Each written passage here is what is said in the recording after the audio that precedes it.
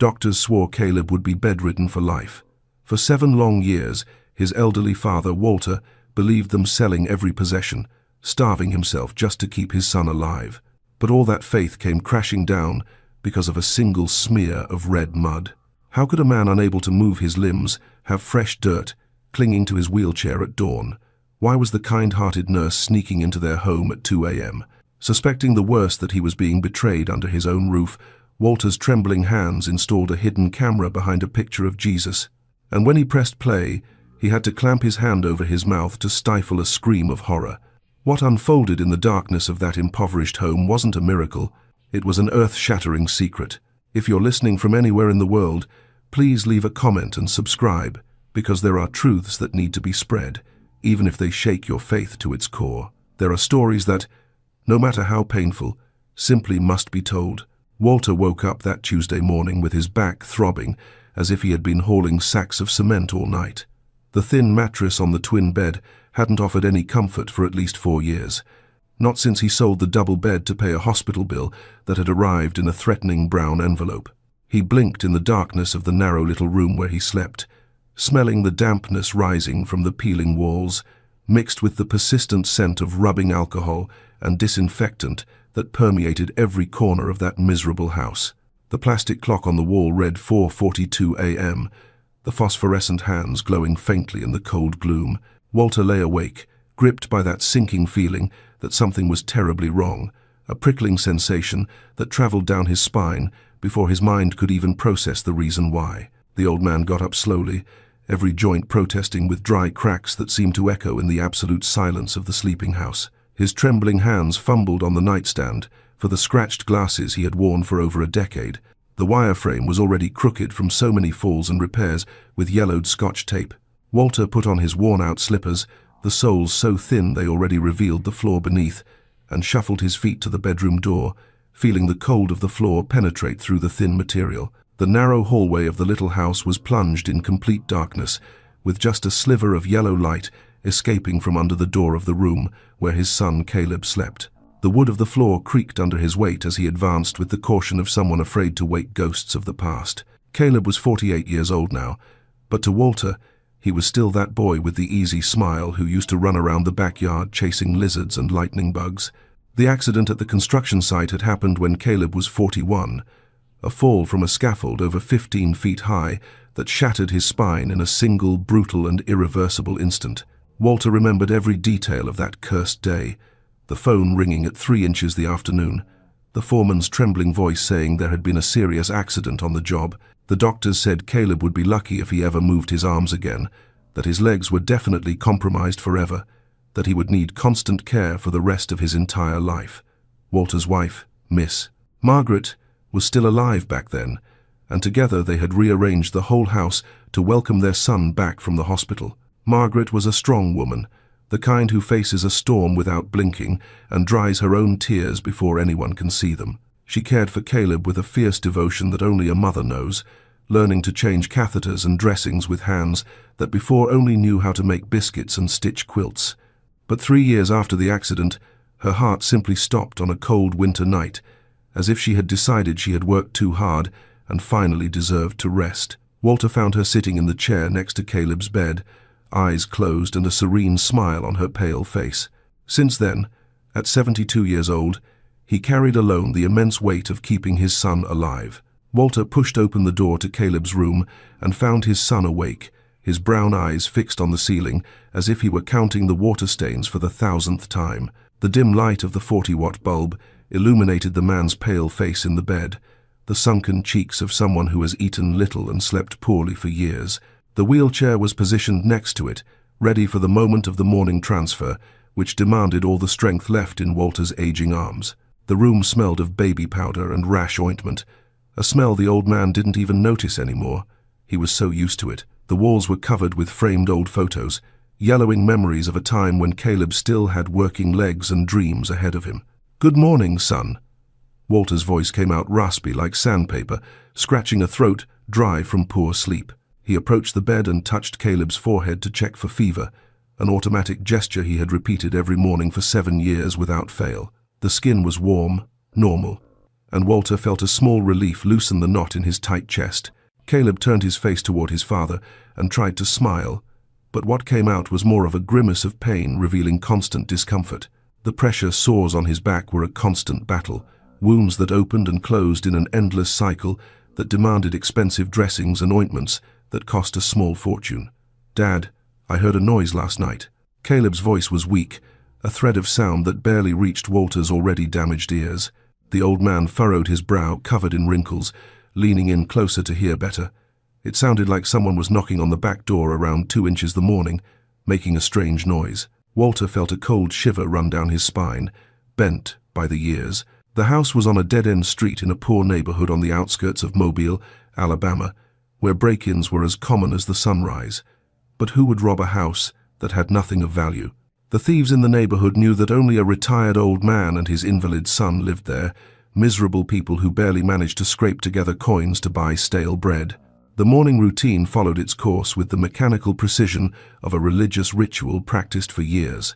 Walter pulled back the plaid blanket from his son's legs and began to change the soaked adult diaper, working with slow but sure movements of someone who had done that thousands of times. The strong smell of concentrated urine invaded his nostrils, but he showed no discomfort, only continued his task with the silent dignity of a soldier fulfilling his duty. Caleb kept his eyes firmly closed during the entire process, shame burning in his chest, even after so many years in that humiliating situation. Being cared for by his own elderly father, as if he were a helpless baby, was a humiliation he never managed to overcome, a wound in the soul that hurt more than any pressure sore on the skin. While the bathwater heated up in the old kitchen on the 2-burner stove, Walter opened the dented aluminum tin where he kept the month's money.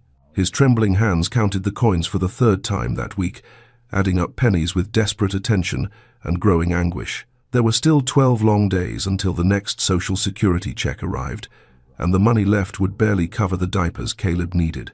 The medicine had run out 2 days ago, and Walter had been splitting the pills in half to make them last a little longer. The suffocating feeling of helplessness squeezed his tired chest like an iron fist, but he swallowed the anguish and continued making the watered-down coffee. It was when he was washing the dishes that Walter noticed something strange. He looked toward the wheelchair near the window and observed dark marks on the cement floor around the worn tires. It looked like dirt, a thin trail of wet red clay that went from the chair to the back door and back. Walter frowned, trying to understand how that had happened.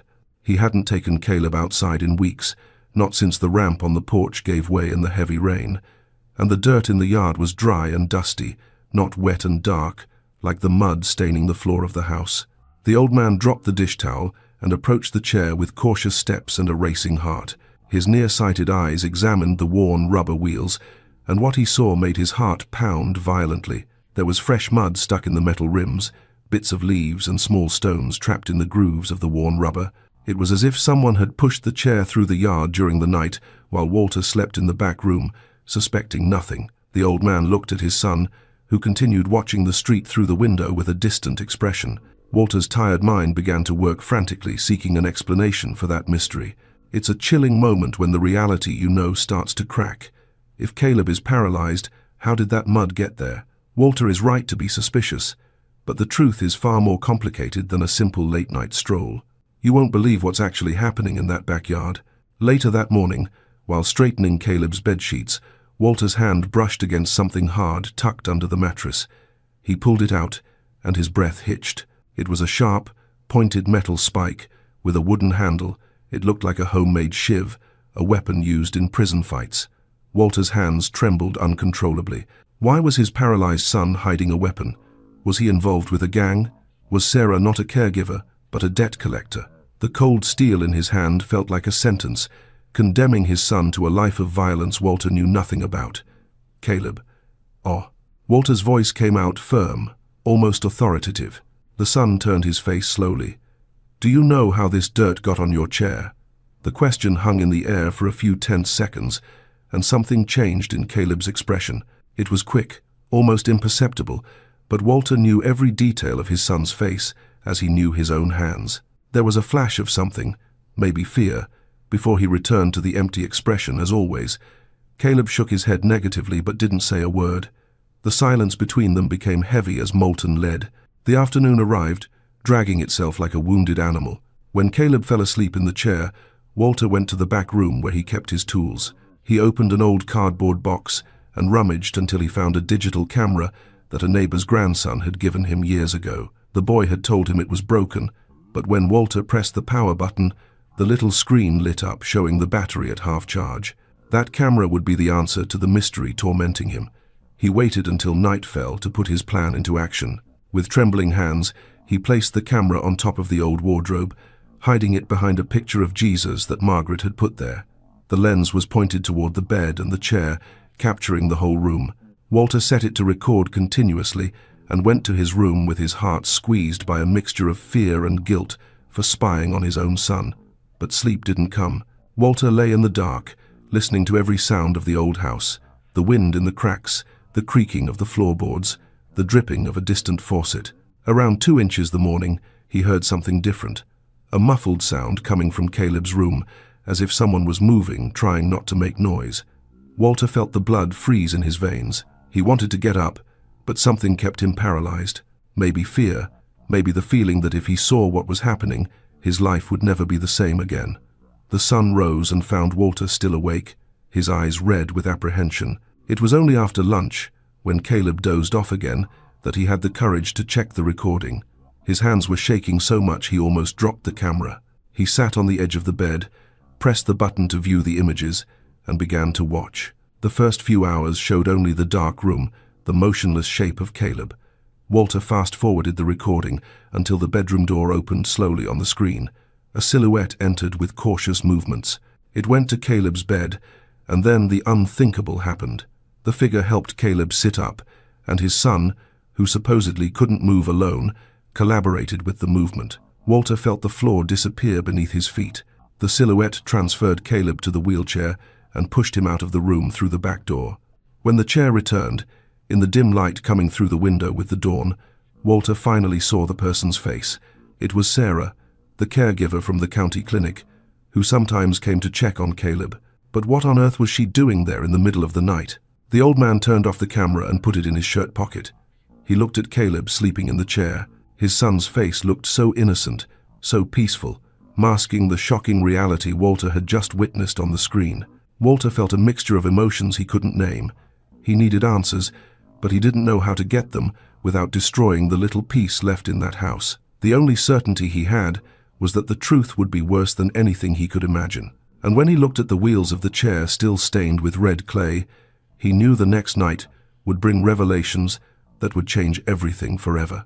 Walter spent the rest of that day like a ghost wandering through his own house, his body executing automatic tasks while his mind spun endlessly around the images he had seen on the camera.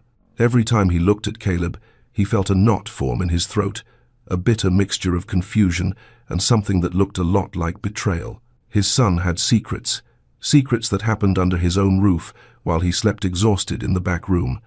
The discovery hurt more than any physical pain Walter had felt in his 72 years of hard life. Worst of all was not knowing what it meant, not understanding why Sarah came in the middle of the night to take his son somewhere in the dark backyard.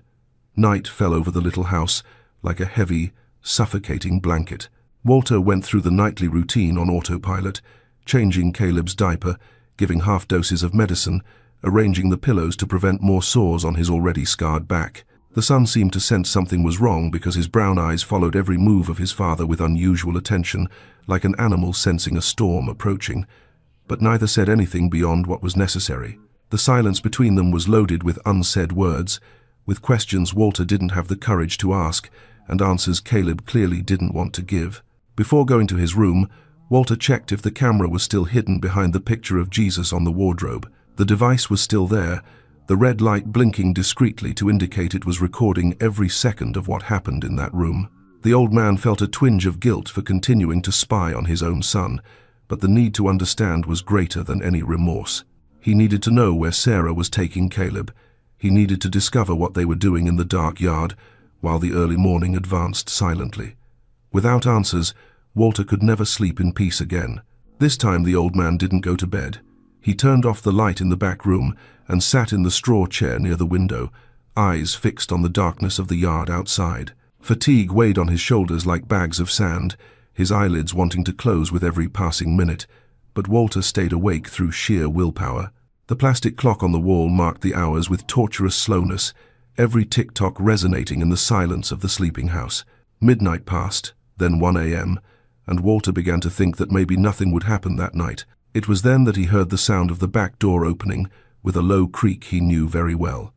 The old man's heart raced in his chest, hands gripping the arms of the chair tightly. Through the slit in the dirty curtain, Walter saw a silhouette crossing the yard toward the kitchen door. It was Sarah. He immediately recognized her sturdy shape, the heavy steps trying to be silent, but failing. She entered the house without making a noise, like someone who knows every board that creaks and every lock that requires a trick to open. Walter held his breath, blood pounding in his ears so hard he could barely hear other sounds. The following minutes were a torture of waiting and imagination. Walter heard muffled sounds coming from Caleb's room, the dragging of something heavy, low murmurs he couldn't understand. Then came the unmistakable sound of the wheelchair moving, the worn rubber tires sliding over the cement floor. The old man got up from the chair carefully, knees protesting with pain, and went to the window facing the yard. What he saw through the foggy glass turned his stomach in a way he didn't expect. Sarah was pushing Caleb's wheelchair through the yard toward the back of the lot, where there was an old wooden shed that Walter hadn't used in years. The full moon illuminated the scene with a ghostly silver light, revealing details the old man preferred not to see. Caleb was sitting in the chair, his body wrapped in a blanket, and he didn't seem to be taken against his will. On the contrary, his posture was that of someone doing this regularly, someone used to that secret nightly routine. Sarah opened the shed door with a key she took from her pocket and pushed the chair inside, disappearing into the darkness of the interior. Walter felt his legs go weak and had to lean against the wall not to fall. His son was collaborating with that woman. He was participating in something happening in secret in the abandoned shed. The old man's mind began creating theories, each more disturbing than the last. What were they doing in there? Why so much secrecy? Why had Caleb never told his own father, who dedicated every minute of his life to caring for him? The betrayal hurt like a knife, twisting slowly in Walter's chest. The old man stood at the window for nearly 2 hours, eyes fixed on the dark shed, waiting for Sarah and Caleb to reappear.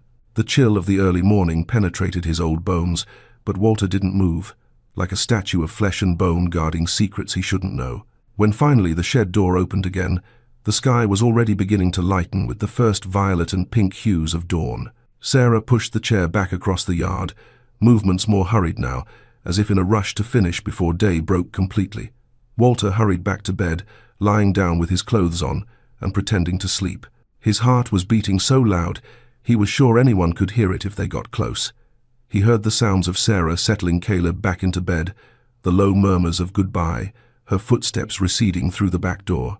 Then came the silence, that heavy silence preceding dawn, and Walter lay looking at the moisture-stained ceiling, trying to process everything he had seen that night. When the day finally broke and Walter got up to start the morning routine, he was determined to discover the truth once and for all. He couldn't keep living in this uncertainty. He couldn't keep looking at his son without feeling that suffocating mix of love and distrust. He took care of Caleb as he always did, changing his diaper, bathing him, making the watered-down coffee, but his eyes searched for clues in every expression on his son's face. Caleb seemed more tired than usual, the circles under his eyes deeper, skin paler. Whatever he was doing in the shed at night was exacting a visible physical toll. After lunch, when Caleb dozed off in the wheelchair near the window as he always did, Walter went out the back of the house and crossed the yard toward the shed. His steps were slow and cautious, as if approaching a dangerous animal that could attack at any moment. The old wooden door was locked, the rusty padlock shining under the afternoon sun. Walter didn't have the key, but that wasn't going to stop him from discovering what his son was hiding in there. The old man went to the tool room and grabbed a crowbar he had kept since the days he still worked as a bricklayer. The heavy metal seemed to recognize his calloused hands like an old friend met again after many years. Walter returned to the shed and fitted the tip of the crowbar into the padlock's shackle, applying force with the few muscles left in his arms. The padlock resisted for a few seconds before giving way with a metallic snap that resonated through the silent yard. The shed door opened with a groan of rusty hinges, revealing a dark interior smelling of fresh dirt and something else Walter couldn't immediately identify. He pushed the door completely open and let the sunlight in, illuminating what was hidden inside. What he saw made his legs give out completely, and the old man had to grab the doorframe not to collapse onto the packed dirt floor. The shed was no longer a dumping ground. It was a sanctuary of silent labor.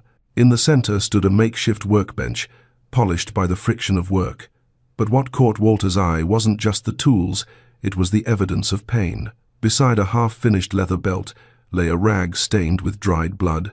There was a roll of medical tape, used to wrap fingers that were too weak to hold a needle without bleeding. The leather goods on the shelves weren't just products.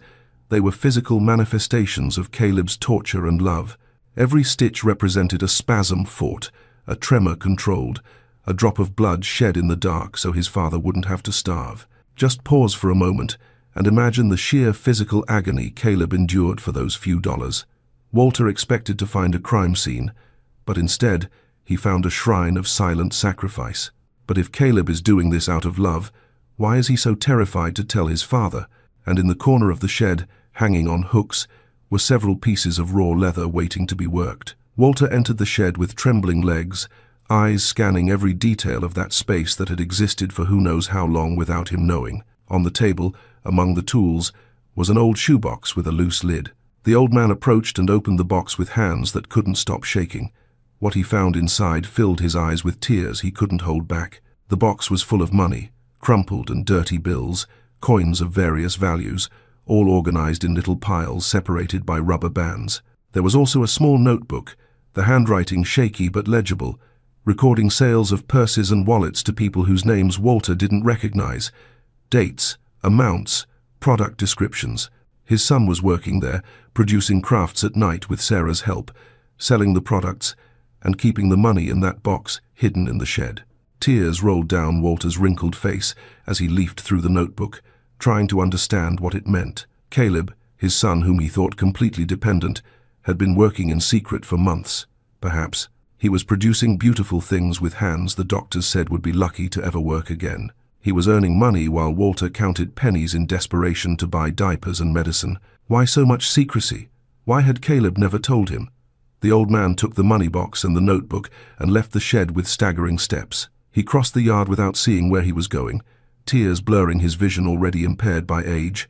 When he entered the house, Caleb was still sleeping in the chair near the window, the serene face of someone keeping immense secrets. Walter stopped in front of his son and stood there holding the box against his chest, waiting for Caleb to wake up and realize his secret had been discovered. The minutes dragged in silence until Caleb finally opened his eyes. His gaze went straight to the box in his father's hands, and Walter saw the exact moment his son understood what had happened. Caleb's brown eyes filled with tears, his lower lip trembling like a child caught doing something wrong. Father and son stared at each other for a long moment, neither knowing how to start the conversation that needed to take place. "Dad," Caleb's voice came out broken, barely managing to form the word. "Let me explain." Walter didn't answer, just continued looking at his son with that mix of emotions he still couldn't name. Caleb swallowed hard, hands gripping the wheelchair arms tightly. "I didn't want you to know, not like this." The silence that followed was heavier than any word that could be spoken, and Walter knew in that instant that everything he thought he knew about his son was about to change completely. Caleb took several deep breaths before he could speak, his chest rising and falling with difficulty, as if every word cost immense effort. Walter continued standing in front of him, the money box still pressed against his chest, eyes red from tears that refused to stop running down his wrinkled face. The silence between father and son was so dense it seemed to have physical substance, an invisible wall separating them despite being a few feet from each other. The afternoon light entered through the dusty window and illuminated dust particles floating in the air, mute witnesses to that moment that would change everything between them forever. "I wanted to help you, Dad." Caleb's voice finally came out, trembling and broken by the tears also running down his pale face. "I saw you counting those coins every day, splitting pills in half, eating stale bread while giving me the good part. I couldn't stand seeing you suffer because of me anymore." The words came out in choppy bursts, as if they had been trapped too long and now exploded all at once. Walter felt his heart squeeze even tighter, pain in his chest mixing with something that could be relief or could be more confusion. Caleb continued speaking, hands gripping the wheelchair arms so hard his knuckles turned white. He told how it all started a little over 8 months ago when Sarah showed up for a routine visit from the county clinic and found Walter sleeping from exhaustion in the chair next to the bed. The caregiver had stayed watching the old man for long minutes, seeing the deep circles under his eyes, the calloused and cracked hands, the thin body of someone eating less than he should, so there was more for his son. That day, Sarah had talked to Caleb while Walter slept, and the two discovered something in common that would change their lives. Sarah also cared for a sick relative, her older brother who had suffered a stroke and was paralyzed on the left side of his body. She knew exactly the weight Walter carried. She knew in her own flesh the exhaustion of being a caregiver, without rest, without help, without money. And she had a skill she had learned from her grandfather as just a little girl, a family tradition passed down from generation to generation. Sarah knew how to work leather like few others, transforming raw pieces into purses, wallets, and belts that people paid good money to own.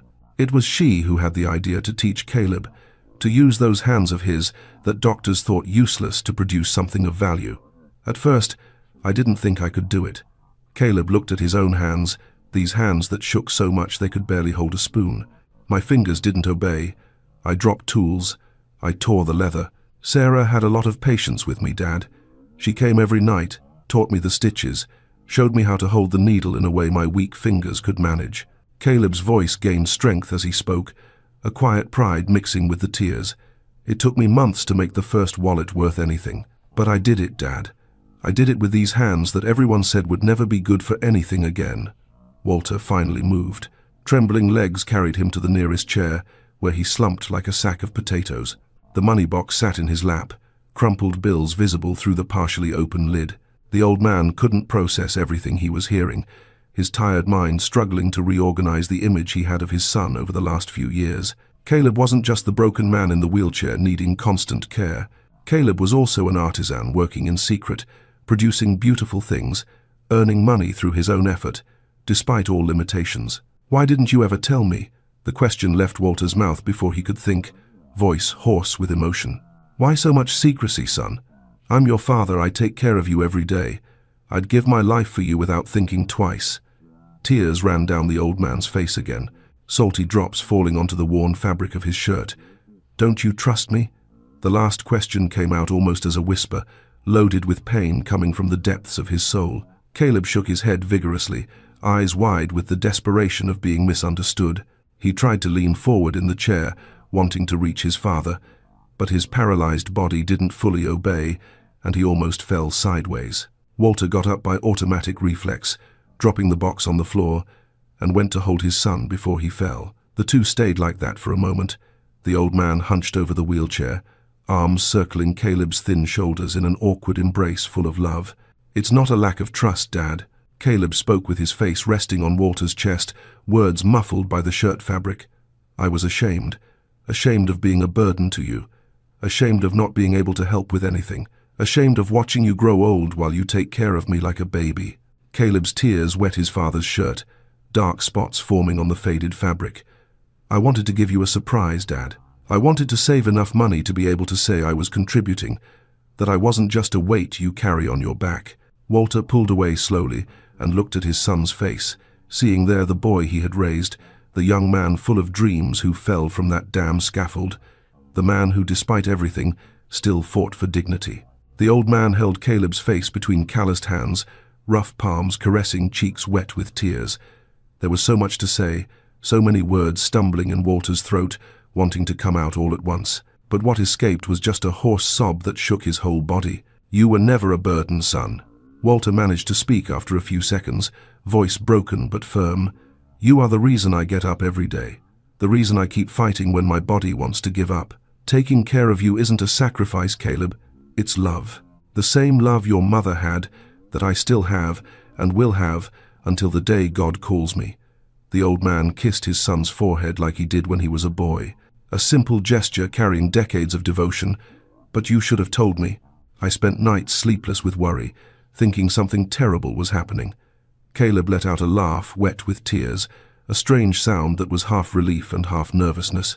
He told his father about the nights in the shed, about Sarah patiently teaching every technique of the trade, about the first sales to neighbors and acquaintances who were impressed with the quality of the work. The money in the box was the result of 8 months of secret effort, coins and bills Caleb intended to reveal when he had enough to make a real difference in the household bills. He wanted to be able to tell his father he would help pay for medicine, diapers, food, that he wasn't completely useless as he felt every day. Walter listened to everything in silence, heart filling with an emotion that didn't fit in his chest. His son, whom he believed dependent on his every breath, had found a way to produce, to create, to contribute. Those trembling hands that could barely hold a spoon had learned to work leather, to sew precise stitches, to transform raw material into useful and beautiful objects. The shame Walter had felt for spying on his son turned into pride, an immense pride that made his eyes shine despite the tears. "Show me," Walter asked suddenly, voice acquiring an energy it hadn't had for years. "Take me to the shed and show me what you do, son. I want to see it all. Every bag, every wallet, every belt. I want to see the work of your hands." Caleb looked at his father with surprise, not expecting that reaction after keeping the secret for so long. But the smile forming on the old man's face was genuine, full of joy, illuminating the wrinkles and softening the deep circles under his eyes. The sun was already setting on the horizon when Walter pushed Caleb's wheelchair across the yard toward the shed. This time there was no secret, no shame, only a father and son sharing something that should have been shared from the beginning. The wooden door was still open from when Walter had forced the padlock, and the golden light of sunset entered through the cracks, illuminating the interior of the makeshift workshop. Caleb guided his father through every corner of the space, explaining the tools, showing him materials, pointing out finished pieces on the shelves. Walter took a brown leather bag from the shelves and examined every detail with eyes shining with admiration. The stitching was regular and firm, the finish clean, the design simple but elegant.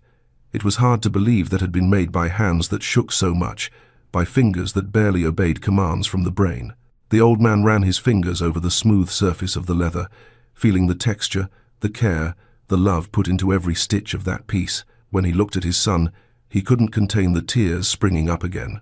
"Your grandfather would be so proud of you," murmured Walter, remembering his own father who had been a saddler in a time when horses were still the main means of transport. He worked leather just like you, with his hands, with patience, with respect for the material. The old man put the bag back on the shelf and turned to his son, face wet but radiant. "From now on, no more secrets between us. Understood? We are a family. What one suffers, the other suffers with him. What one achieves, the other celebrates with him." Caleb nodded, unable to speak due to the emotion squeezing his throat. Night had already fallen when the two returned inside the house, Walter pushing Caleb's chair with a lightness he hadn't felt in a long time. The weight he carried on his shoulders seemed to have been cut in half, replaced by a hope he hadn't dared feel since his son's accident. Stars began to appear in the dark Alabama sky, little points of light seeming to twinkle in approval of that reconciliation between father and son. The night air was cool and smelled of wet earth from the yard, a scent that now brought different memories for Walter. But as he was settling Caleb into bed for the night, adjusting pillows and checking pressure sores as he did every night, a thought crossed Walter's mind like lightning in a clear sky. Sarah, the caregiver who came every night to help his son, sacrificing hours of sleep to teach crafts to a man she barely knew. Why did she do that? What did she gain from all that silent and dedicated effort? And more importantly, what else was she hiding besides the work in the shed? Walter looked at his sleeping son and felt the story was far from over. There were more secrets in that house, more truths waiting to be discovered, and the old man knew he wouldn't rest until he knew them all. Walter couldn't sleep that night, mind populated by questions multiplying like weeds in an abandoned lot. Sarah was a woman he had known for years, an employee of the county clinic who always seemed dedicated and competent, but now, knowing she came every night to his house, spent hours teaching his son to work leather, kept secrets with Caleb, Walter could no longer see her the same way. What motivated a person to do so much for someone not their own family? What was her true interest in all that? Morning arrived grey and cold, heavy clouds covering the sky and promising rain for later. Walter went through the morning routine with Caleb on autopilot, mechanical movements, while his mind worked on plans to discover the truth about Sarah.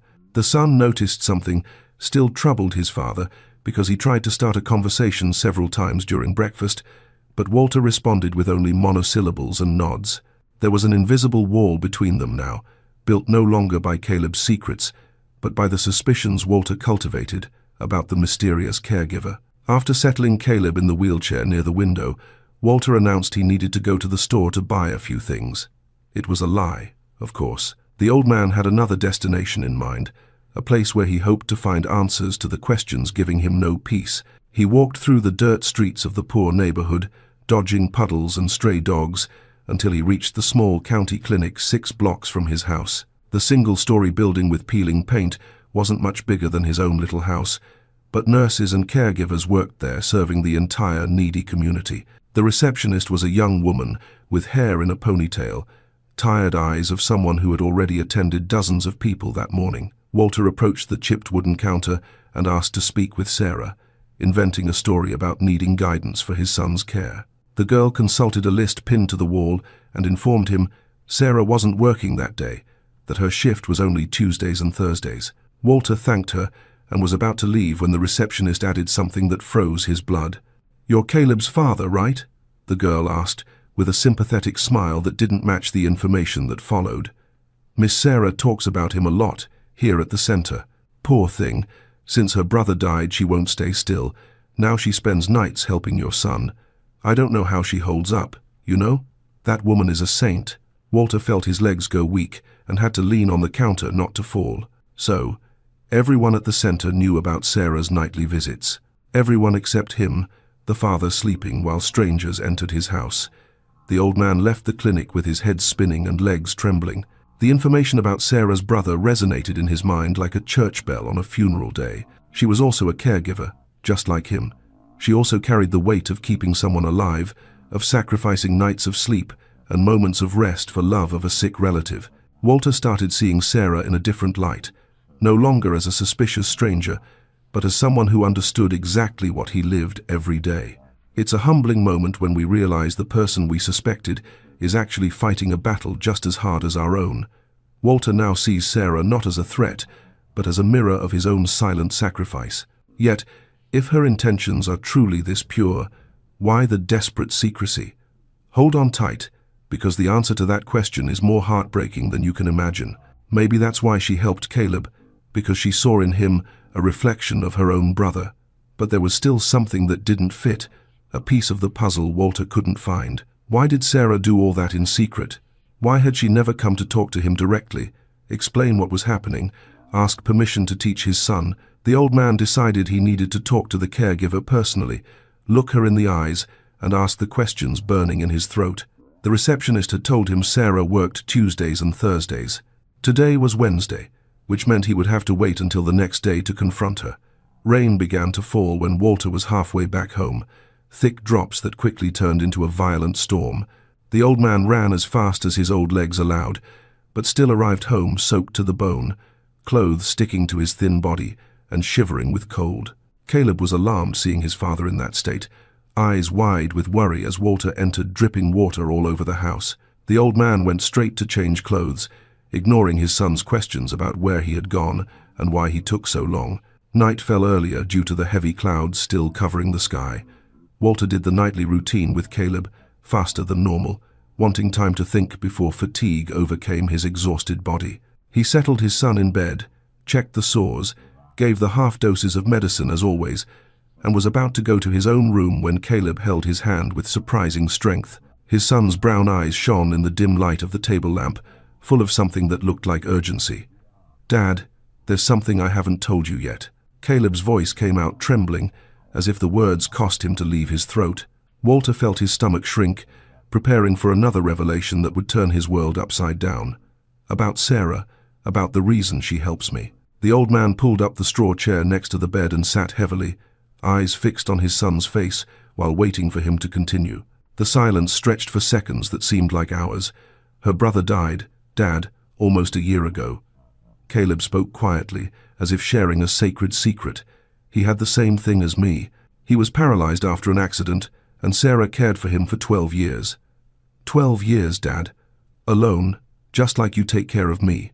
Tears began to roll down Caleb's pale face as he told the story he had kept for so long. When her brother died, Sarah almost went crazy. She said she didn't know how to live without having someone to care for, that her life had lost meaning. Walter felt a knot form in his throat, listening to his son's words. The image of Sarah he had built in his head shattered completely, giving way to a woman marked by pain and loss. Caleb continued telling how Sarah had appeared at their house, looking for a way to fill the void her brother had left. She saw in Caleb an opportunity to keep caring, to keep being useful, to keep having a purpose. Teaching crafts was the way she found to help without looking like charity, to contribute without hurting anyone's pride. "She said I saved her life, Dad," murmured Caleb with a voice broken by tears. "But really it was she who saved mine. Before she showed up, I spent days staring at the ceiling, wishing to die. I thought I was just a burden, a nuisance, a useless mouth to feed." The son's words hit Walter like punches to the stomach, every phrase revealing a pain he had never perceived. "Sarah showed me I could still do something, that my hands were still good for something other than giving you work." Walter could no longer contain the tears burning his eyes. He leaned over the bed and hugged his son with all the strength he had, the elderly body trembling with emotion. How had he not perceived Caleb's suffering? How had he been so blind not to see his son thought about abandoning life? Guilt crushed him like a millstone, heavy and relentless. He had spent 7 years caring for his son's body, without realizing his soul was dying slowly. "Forgive me, son," sobbed Walter against Caleb's shoulder. "Forgive me for not seeing it, for not asking, for not really being here." The old man pulled back and held his son's face in his hands, looking into brown eyes mirroring his own. "From now on, it's going to be different. I promise you. We're going to talk more. We're going to work together in the shed. We're going to build a real life, and not just survive one day at a time." Caleb nodded, a weak smile forming on parched lips. It was at that moment a noise coming from the yard made them fall abruptly silent. It was the sound of footsteps, but not Sarah's familiar steps Walter had learned to identify in recent nights. These steps were different, heavier, more hurried, as if someone was running across the rain-soaked ground. The old man felt his heart racing in his chest, protective instincts screaming that something was very wrong. He signaled Caleb to stay quiet and got up slowly, knees protesting as he headed toward the window. What Walter saw through the rain-fogged glass made his blood freeze in his veins. A hooded figure stood by the shed door. The person reached for the padlock, only to freeze when it fell loose from the latch, dangling uselessly where Walter had forced it open earlier. The figure hesitated, realizing the shed was no longer secure, and slowly pushed the door open. The heavy rain muffled any sound, making the scene even more terrifying in the darkness of the yard, illuminated only by occasional lightning. Walter didn't think twice. He grabbed the crowbar, still leaning near the door, and ran out into the yard toward the shed, ignoring pain in his knees and the chill of the rain soaking his clothes. The intruder sensed his approach and spun around abruptly, revealing a young and scared face under the soaked hood. For a second the two stood staring at each other, the old man with the crowbar raised like a weapon, the intruder with empty hands and eyes wide with surprise. Then the young man did something Walter didn't expect at all. "Mr. Walter, it's me. I'm Tyler, Miss Sarah's son," the boy shouted against the noise of the rain, hands raised in surrender. "My mother sent me to get the pieces, mister," Caleb finished. "She said, there's a fair tomorrow and she needs to sell them." The old man lowered the crowbar slowly, heart still beating too fast in his chest, hands trembling as much from fright as from the cold penetrating his wet bones. The rain kept falling without mercy, soaking the two men, staring at each other in the dark yard. Tyler looked to be in his 20s, young face marked by circles betraying nights of poor sleep, brown eyes, identical to his mother's, shining with a mix of fear and shame. Walter noticed the boy was also shivering, not just from cold, but from nervousness at being caught like that in the middle of the night. The old man felt his initial anger turn into something more like curiosity, a need to understand all the pieces of that puzzle becoming more complex every day. "Come inside, son. Let's talk inside the house before we catch pneumonia," Walter ordered with a hoarse voice, pointing to the kitchen door with the crowbar still in his hand. Tyler nodded quickly and followed the old man across the soggy yard, feet sinking in the mud, forming on the storm-battered ground. There was one more layer to that story, more secrets needing to be revealed, and Walter knew in that rain-soaked instant, while guiding Sarah's son into his house, that the full truth was still to come and would change absolutely everything he thought he knew about his own life. The small kitchen had never seemed so narrow as that stormy night, with 3 wet men occupying the space between the old stove and the chipped wooden table. Walter had put water to boil on the stove while Tyler dried off with a threadbare towel the old man found in the closet. Caleb called from the bedroom wanting to know what was happening, anxious voice crossing the dark hallway. The smell of rain and wet earth mixed with the scent of humidity, always floating in that house, creating a heavy atmosphere matching the tension of the moment. Walter went to his son's room and quickly explained the situation, promising to return soon with all the answers. Caleb wanted to get up, wanted to participate in the conversation, but his father was firm, ordering him to stay in bed. The old man didn't know what Tyler had to tell. He didn't know if it would be good or bad news, and preferred to hear it all first before involving his son. When he returned to the kitchen, he found the boy sitting on the straw chair, hands wrapped around a cup of hot water Walter had left on the table before leaving. "Sorry for showing up like this, Mr. Walter." Tyler began to speak, eyes fixed on the steaming liquid in the cup. "My mother doesn't know I came. She'd be furious if she knew I entered your yard in the middle of the night like a thief." The boy raised his eyes and stared at the old man, with an expression mixing shame and determination. "But I needed to get those pieces. Tomorrow's fair is too important, and my mother is too sick to come herself." The word sick hit Walter like a punch to the stomach. He pulled up the other chair and sat facing Tyler, knees almost touching in the narrow kitchen space.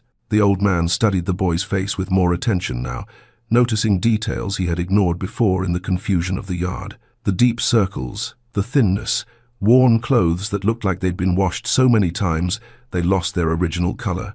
Tyler had the look of someone carrying the world on his shoulders, just like Walter himself carried. "What's wrong with your mother?" The question came out harsher than Walter intended, worry disguised as impatience. Tyler swallowed hard and looked away toward the window, where rain continued lashing the foggy glass. The silence stretched for a few seconds that seemed like minutes, and Walter had the feeling the boy was gathering courage to say something terrible. Tyler tried to speak, but his hands were shaking so violently that he knocked his backpack off the table. It hit the floor with a heavy thud, and the zipper burst open. It wasn't just leather goods that spilled out. Several orange prescription bottles rolled across the kitchen floor, clattering against the old tiles. Walter bent down to pick one up, his eyes narrowing at the label. Morphine sulfate, for severe pain. Next to it was a crumbled hospital bill stamped in red ink. Overdue. Oncology debt. Walter looked up, the bottle slipping from his fingers. The truth hit him harder than the storm outside. "It's not for me," Tyler whispered, tears finally spilling over. "Mom, she has stage 4 lung cancer. She's in agony, Mr. Walter. She sells the leather to pay for your son's supplies while she refuses to buy her own pain meds." Tyler continued speaking, words now coming in nervous bursts, as if trapped too long. "She found out 2 months ago, but didn't want to tell anyone. She said she didn't want to worry people, that she was going to keep living normally as long as she could." The boy let out a bitter laugh that had nothing joyful about it. Normalcy, as if anything in my mother's life was normal. Walter felt the world spinning around him, the kitchen walls seeming to close in. Sarah was sick. The woman spending nights teaching his son leatherwork, sacrificing sleep to help strangers, was fighting a cancer no one knew existed. The old man thought of all the times he had suspected her, questioned her intentions, imagined shady motives for such generosity. Shame burned in his chest like live coals, mixed with deep sadness for that woman he barely knew. "Why didn't she ever tell?" asked Walter, voice broken by emotion he tried to control. "Why keep coming here every night when she should be resting and getting treated?" Tyler shook his head slowly, a sad smile curving parched lips. The boy seemed to have aged 10 years since entering the kitchen, the weight of the revelation transforming his young face into a mask of fatigue and worry. "You don't know my mother." Tyler spoke with a tenderness contrasting with the harshness of previous words. "She's stubborn as a mule, doesn't accept help from anyone, thinks she has to solve everything alone. When my uncle died, she almost lost her reason for living. Caring for him was her life. Understand? She woke up at dawn, went to bed late, spent all day doing everything for him." The boy paused to take a deep breath, eyes shining with held-back tears. When she met Mr. Caleb, it was like she found a new purpose. She said she wasn't going to let another man waste away in a bed doing nothing. Walter felt tears running down his own face, hot drops mixing with rainwater not yet completely dried. Sarah's story was a mirror of his own history. Two people united by the same devotion, the same sacrifice, the same stubbornness in carrying weights too great for any human being. The old man finally understood why she did what she did, why she risked her own health to help a stranger. Sarah saw in Caleb the brother she had lost, and caring for him was a way to keep alive the memory of the man she loved. "And the treatment?" asked Walter, wiping tears with the back of a rough hand. "Is she doing chemotherapy, taking medicine, anything?" Tyler looked away again, and the old man knew the answer before it was even spoken. The boy's silence was more eloquent than any word, revealing a truth Walter didn't want to accept. Sarah wasn't getting treated. Sarah was dying in silence while dedicating her last days to helping other people. This is the twist that hurts the most.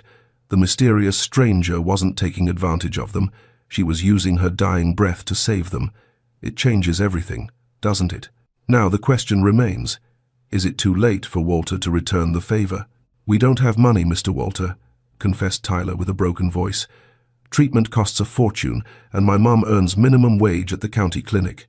I do odd jobs when I can, but it's not enough for anything. She said she prefers to live the time she has left doing what she likes than spending her last months vomiting from chemotherapy in a hospital." The boy gripped the cup so hard his knuckles turned white. "I don't agree, but who am I to force my mother to do something?" The silence following was interrupted only by the sound of rain beginning to subside outside.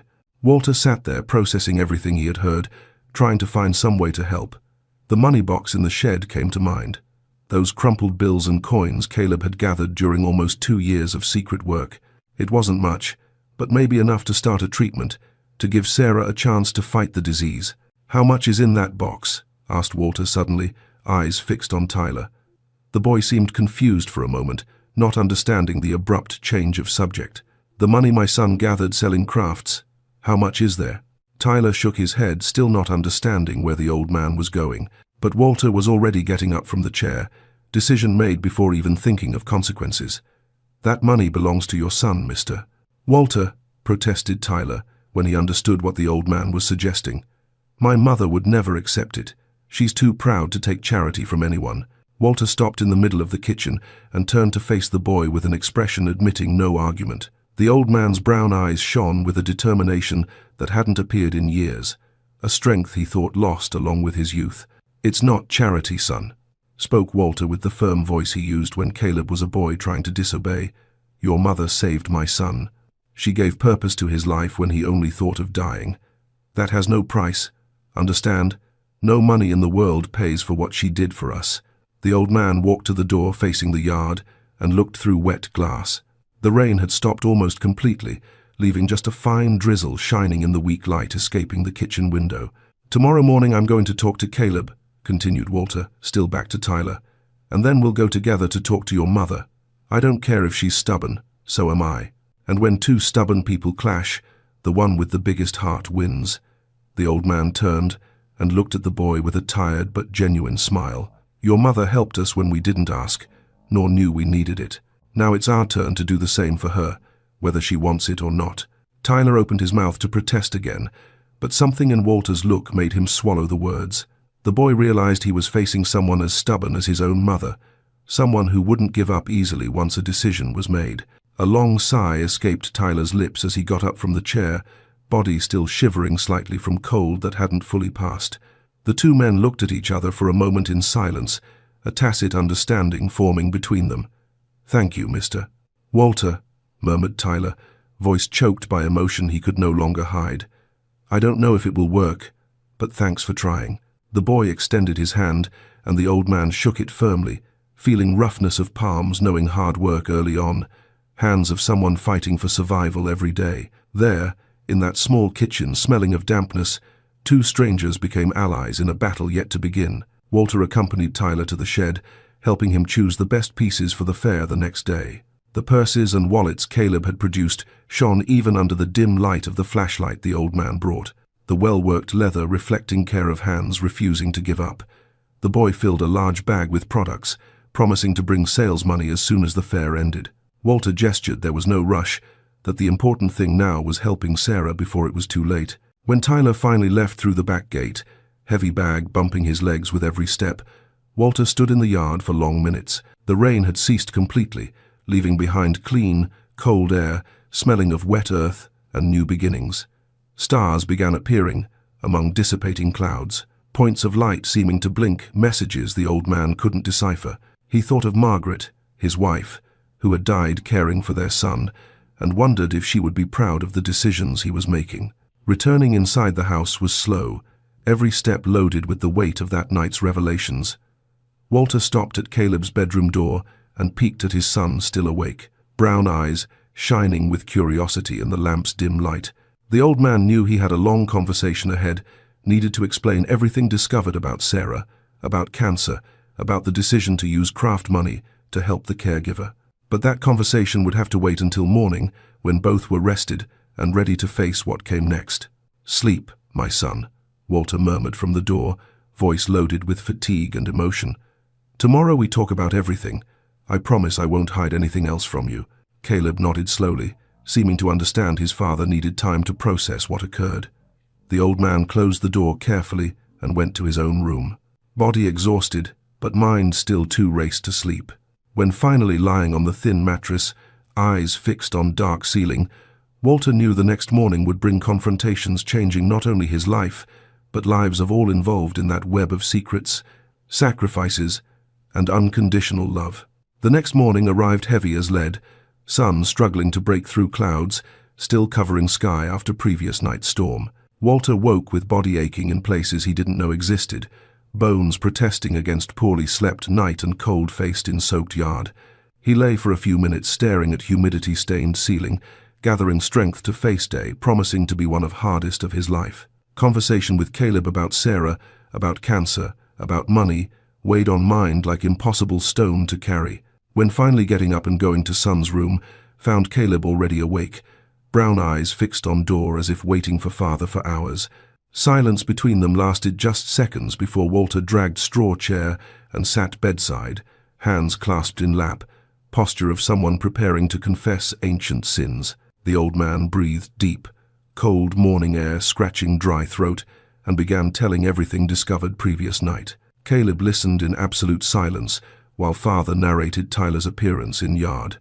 Revelation about Sarah's cancer, decision to use craft money to help with treatment. Son's face changed expression as story advanced, passing from surprise to worry, worry to sadness, sadness to something looking like contained anger. When Walter finally finished speaking, silence installed in room was so dense it seemed to have own weight. "She never told me." Caleb's voice came out hoarse, loaded with emotion father didn't expect. "We spent so many nights talking in the shed. She taught me everything about leather, about life, about accepting things we can't change, and never, at any moment, mentioned she was sick." Caleb's eyes filled with tears he didn't try to hide, drops sliding down pale face leaving shiny trails on gaunt skin. "How could she hide this from me?" Walter extended hand and held son's wrist firmly, feeling thin bones under cold skin. He understood Caleb's pain, feeling of betrayal coming with discovery that someone dear kept immense secrets. The old man had felt exactly same when discovering secret work in shed, that bitter mix of love and resentment, confusing heart. Now, father and son were united by parallel experiences, both hurt by people wanting to protect them through silence. "She did the same thing you did to me."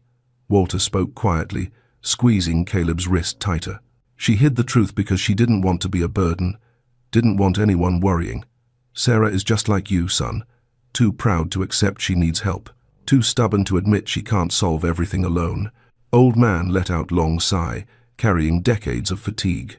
"Seems you two are more alike than anyone imagined." Morning advanced while father and son talked about what to do next. Caleb accepted immediately, using craft money to help Sarah, saying that money only existed thanks to her, and it was more than fair it returned to her hands. Walter felt immense pride for son in that moment, seeing generosity existing in that man he thought he knew completely. Together they planned how to approach Sarah, knowing caregiver wouldn't accept help easily. It was then front door opened with crash making both jump. Walter jumped up, heart racing in chest, and ran to living room, expecting thief, or worse. What he saw standing in house entrance made legs go weak and heart almost stop beating. It was Sarah, but not strong, decided Sarah he knew. Woman in front of him looked to have aged 20 years since last time saw, face pale and sweaty, body hunched, as if carrying own weight was immense effort. "Mr. Walter." Sarah's voice came out like almost inaudible thread. Tyler told me everything. She took step toward house interior, and legs gave way, body collapsing toward cement floor. Walter lunged forward, managing to catch her before she hit head, thin arms barely supporting her weight, looking much greater than should be. Old man yelled for Caleb, forgetting for second son couldn't come help, and dragged Sarah to old living room sofa. Following minutes were chaos of desperation and helplessness. Walter ran to get water, wet cloth to put on Sarah's forehead, tried to make her drink something, but she could barely swallow. Caregiver's face was grayish, lips purple in way old man knew wasn't normal. Yelled to Caleb to call help on cell phone in room, remembering suddenly they had ancient device used only for emergencies. Caleb's voice resonated through house dialing emergency number.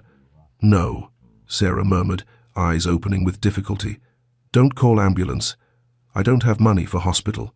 Weak hand tried to grab Walter's arm, cold fingers squeezing old man's wrinkled skin. Just came to say, "I don't need your help. Don't want money. You need it more than me." Every word seemed to cost immense effort. Sarah's breathing becoming more difficult with every passing second. Walter felt anger rising chest like volcanic lava, fury not felt for years. That woman was there dying before his eyes, and still worried about rejecting help. Still had enough pride to deny treatment, while life escaped body. Old man squeezed Sarah's hand hard, maybe harder than should, and brought face close to hers until eyes met inches apart. "Listen well, woman." Walter's voice came out firm as steel, no room for argument. "You entered my house without asking permission, saved my son without wanting anything in return, and now want to die in front of me for pride. No, ma'am, that I won't allow." Old man got up, went to back room, returning seconds later with money box in hands. Emptied content in Sarah's lap, bills and coins scattering over threadbare dress fabric. "This money is yours. You helped earn every cent, and you're going to use it to treat yourself, like it or not." Sarah looked at money scattered in lap, tears rolling down ashen face without trying to contain them, breathing little more regular. Now crisis appearing to pass slowly as body calmed. But Walter knew that was only temporary relief. Cancer still growing inside her while arguing about pride and money. Ambulance was on way. Caleb had managed call and Sarah would be taken to hospital whether she wanted or not. "Why are you doing this?" asked Sarah, weak voice, red teary eyes fixed on Walter. "You barely know me. I'm just a stranger who invaded your house at night." Old man sat beside her on sofa, taking frozen hands between his, warming with own body heat. Looked into eyes of that woman who gave so much for people, not her family, and felt heart squeeze way not felt since Margaret's death. "Stranger," Sarah repeated with sad smile. "You taught my son to live again when he wanted to die, gave purpose when I couldn't. Your family, Sarah, might not have same blood, but your family."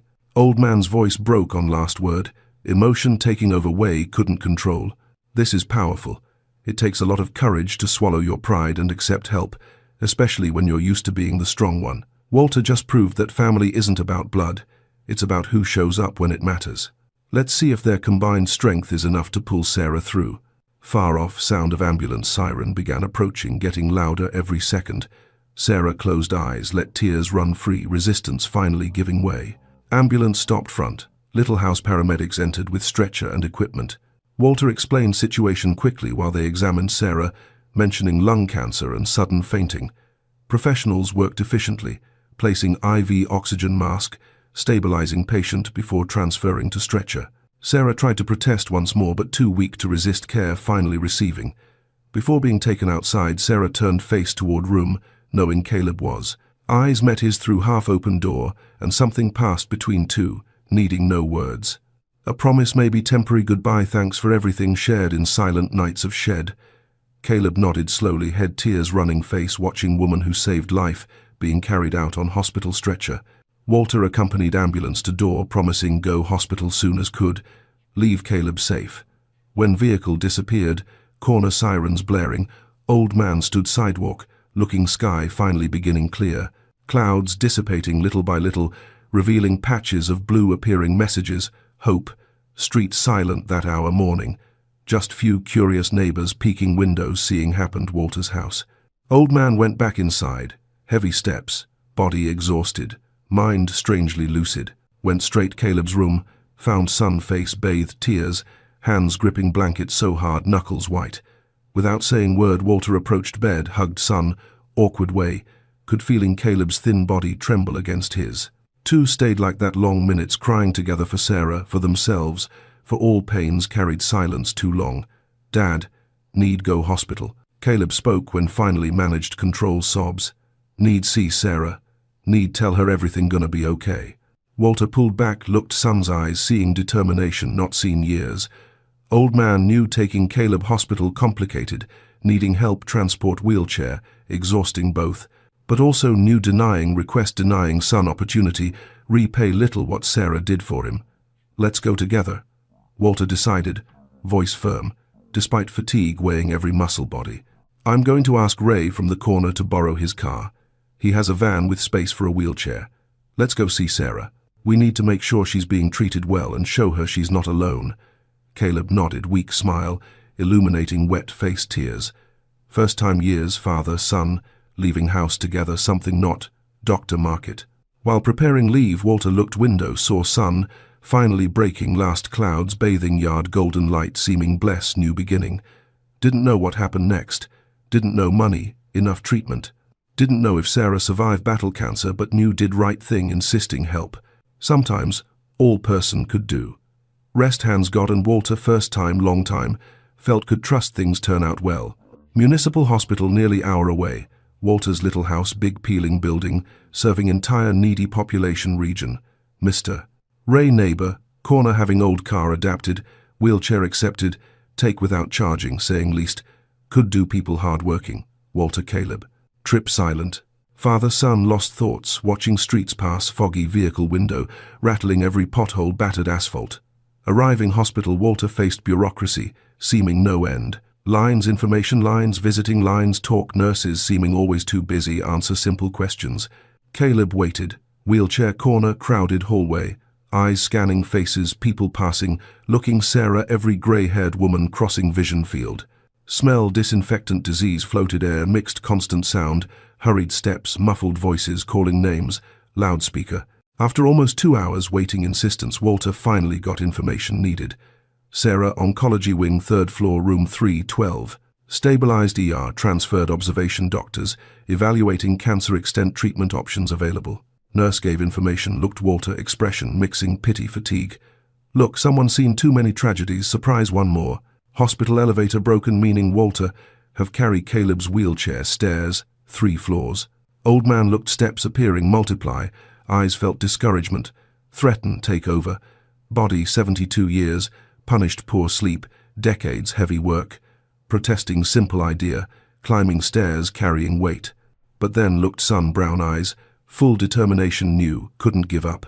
The elevator is out, and there's no way I can carry you up 3 flights, son, Walter said, frustration evident in his voice. He looked around helplessly, until a large, broad-shouldered orderly, pushing a cart, noticed them. Elevator's been bust all week, the orderly said, seeing Walter's distress. He looked at the wheelchair, and then at Walter's frail frame. Don't worry, Pops. I got him. The orderly easily lifted the front of the wheelchair, tilting it back. I'll take him up the back ramp and the service elevator. It's slow, but it works. You just meet us on the 3rd floor. Walter felt a wave of gratitude so strong it nearly brought him to his knees. Thank you, he whispered. When Walter finally reached the 3rd floor via the stairs, his chest was heaving, but seeing Caleb already there, waiting safely in the hallway, gave him the strength to keep going. Sitting Caleb bench corridor. Old man almost collapsed right there, legs giving way, vision darkening few seconds. Nurse passing ran, help offering water, asking needed medical attention. Walter rejected the offer with a hand gesture, saying he just needed a minute to catch his breath. Room 312, end, hallway, white door, like all others appearing, hold special meaning, father, son. Walter got wheelchair, borrowed hospital, Caleb together approached closed door, heart beating fast rhythm. Old man knocked twice, wood waited, hearing movement sounds other side, voice weak, said come in.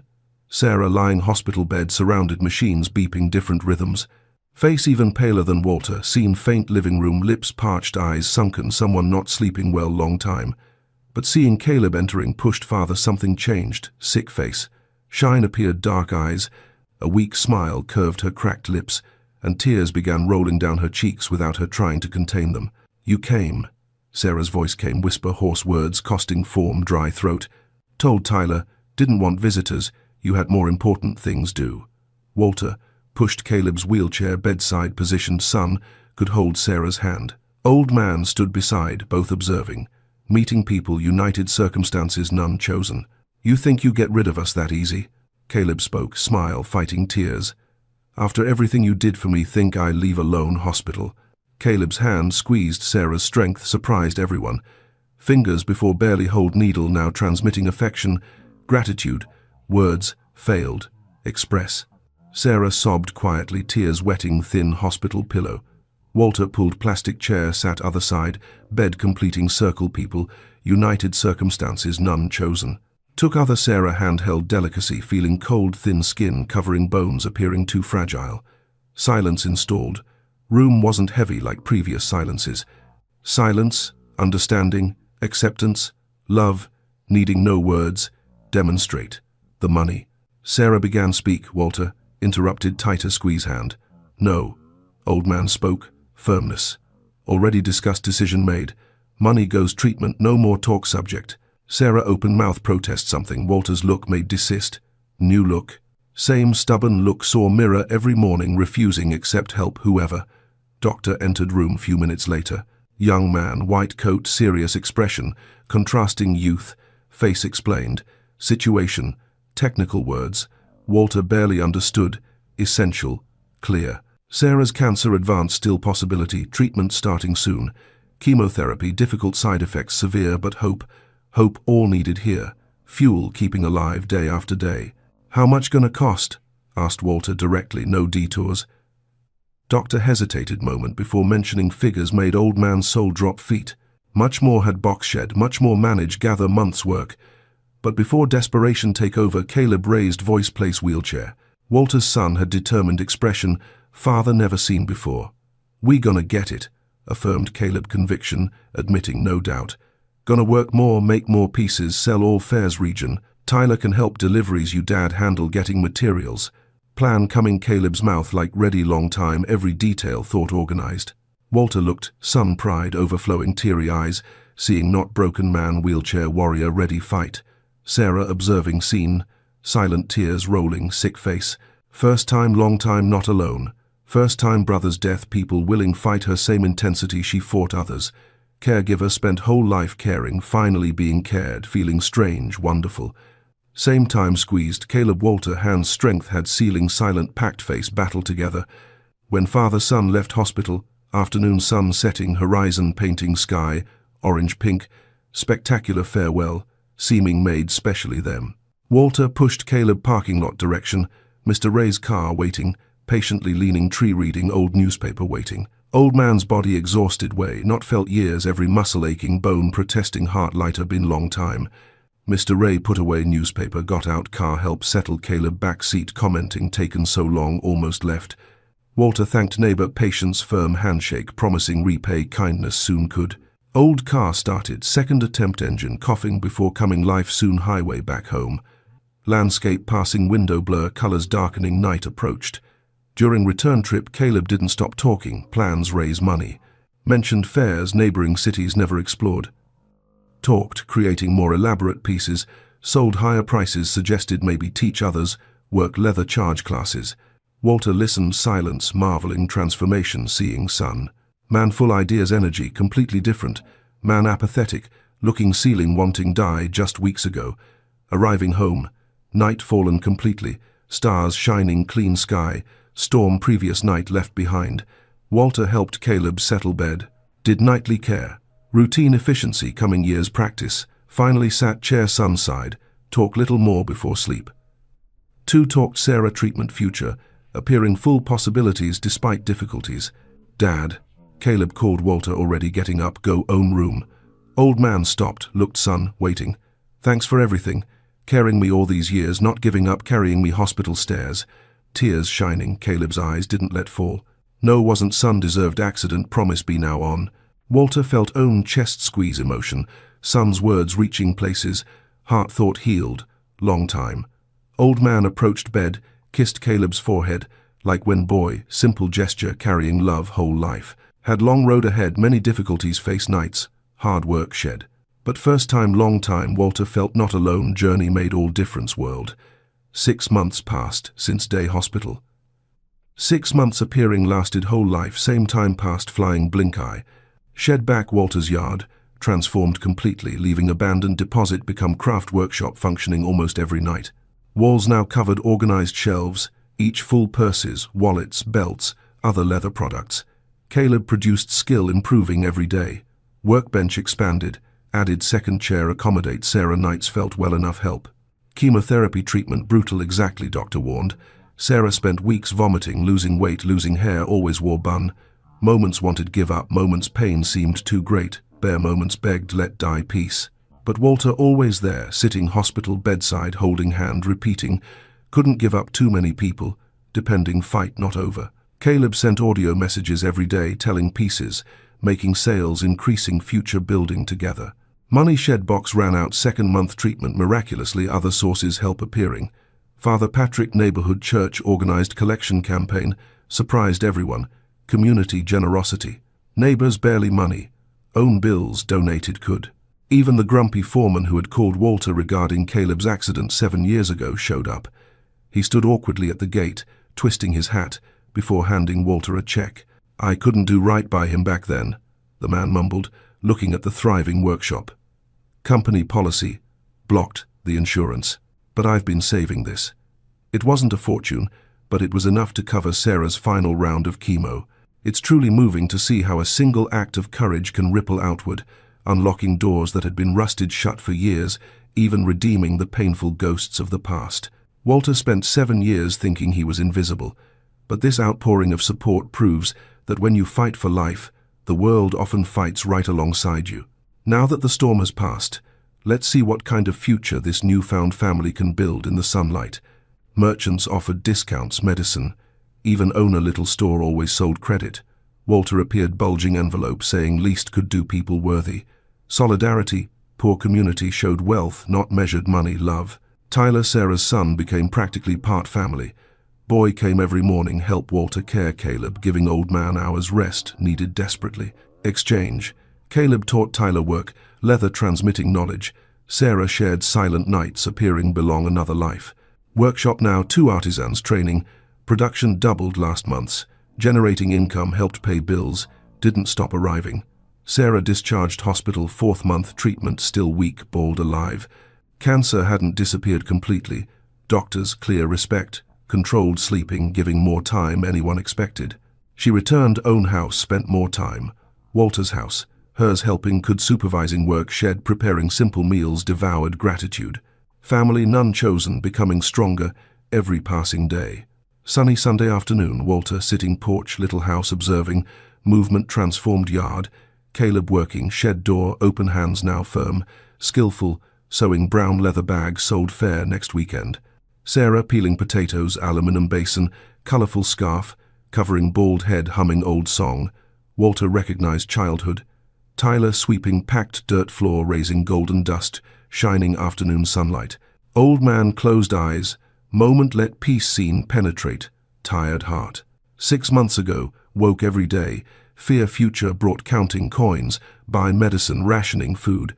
Son had more, carrying alone, weight appearing, impossible bear. Now sitting old porch, realized never alone. Life sent people share burden. People needed him much, he needed them. Dad, Caleb's voice called, shed, taking Walter thoughts. Old man got up, straw chair easier, had months ago. Body still aching, not so heavy. Crossed yard, entered workshop, finding son, holding leather bag, shining light entering window. Piece most beautiful Caleb ever made. Stitches, perfect. Finish, impeccable design, elegant, rivaling expensive store products. Walter felt chest-filled pride examining son's work. It's for you, Dad. Caleb spoke, smile illuminating pale face. Carry documents, sales, money, important things. Made right size, use cross chest so doesn't tire shoulder. Walter took bag hands, trembling emotion fingers, smooth surface, leather worked care. More gift symbol, everything conquered together, physical proof, son no longer broken man, looking ceiling, wanting die. Old man couldn't contain tears, rolled wrinkled face, hugging son awkward way, wheelchair allowed. Caleb returned. Hug strength arms before barely moved, now enveloping father firmness, spoke more any word. Sarah Tyler appeared, shed door attracted, sudden silence. Found, father-son embraced, crying tears, washing years' pain. Loneliness. Scene made Sarah cry, tears rolling thin, face joining hug. That night, four dined together, kitchen table before. Appeared too big, Walter, Caleb. Food, simple fried chicken and okra, but flavor banquet shared loved ones. Laughter resonated, peeling walls, little house. Stories told, retold. Plans made, future appearing, full possibilities. Walter looked around table, barely believe life. People, family. Found happiness, place before only existed survival. After dinner, Sarah Tyler gone, promising return next day. Walter sat Caleb's bedside. Nightly conversation became tradition. Son visibly tired, workday, eyes shining, satisfaction, father never seen. Talked fair, next weekend orders. Accumulating possibility, hiring one more person, help production. Dreams before appearing impossible, now concrete plans. Dad, remember when wanted die? Asked Caleb, suddenly voice low, firm. Walter felt not heart question, memories, dark days, returning strength. Remember, son, responded old man, voice broken. Didn't know then, only discovered, told Sarah. Caleb nodded slowly, eyes fixed ceiling many times, contemplated wishing end. Believed life ended, scaffold, just dead weight, nuisance, useless mouth. Walter held son's hand, squeezed hard, transmitting contact, love felt. Caleb continued speaking, words coming, waited long time, said, "But you never gave up me, Dad. Never treated burden, never complained, never made feel less, son." And Sarah showed could still create, still produce, still useful somehow. Tears rolling, Caleb's face, smiling, crying, mix emotions only experienced understand. "Never were, wait, son," repeated Walter. Words said months ago, needing said again, until Caleb really believed. "You reason, kept alive, after mother died. Every day woke care worth living." Old man wiped own tears back, rough hand, same hand, worked whole life, support family. "Now look us. Look, built together. Not surviving, son, living truly." Silence followed, comfortable, full understanding, acceptance. Father-son stayed long minutes, hands clasped, hearts peace, first time years. Outside stars shining, clear sky. Same stars Walter looked many nights, feeling completely alone world. Now knew never alone, found family, most unlikely places, true love knows limits, blood circumstance. When Walter finally got up, sleep, Caleb called last time. "Dad, thanks not giving up me, you everything." Old man smiled, genuine smile, softening wrinkles, face, punished time. "Thanks you, my son, giving reason, keep fighting." And words Walter turned off. Light went room, heart lighter, been decades. And just like that, the once gloomy house, filled only with heavy sighs and the scent of disinfectant, has been transformed. Walter's kitchen is now alive, with the aroma of hot meals and the sound of joyous laughter. Walter didn't just save Sarah with the money from that old shoebox. In truth, he and Caleb were also saved by her. Pulled back from the brink of despair, looking at the exquisite leather bags crafted by hands once deemed useless, we come to understand a profound truth. No one is truly broken. There are only those who have not yet found their purpose. And sometimes, true family isn't defined by blood, but by those who appear exactly when we need them most, ready to help us shoulder the sky when it feels like it's falling down. Did this story of devotion, sacrifice, and the miracle of human kindness touch your heart? Please share it to spread the belief that even in the darkest of tunnels, light is always waiting. Don't forget to subscribe so you won't miss the next touching story. Goodbye, and see you next time.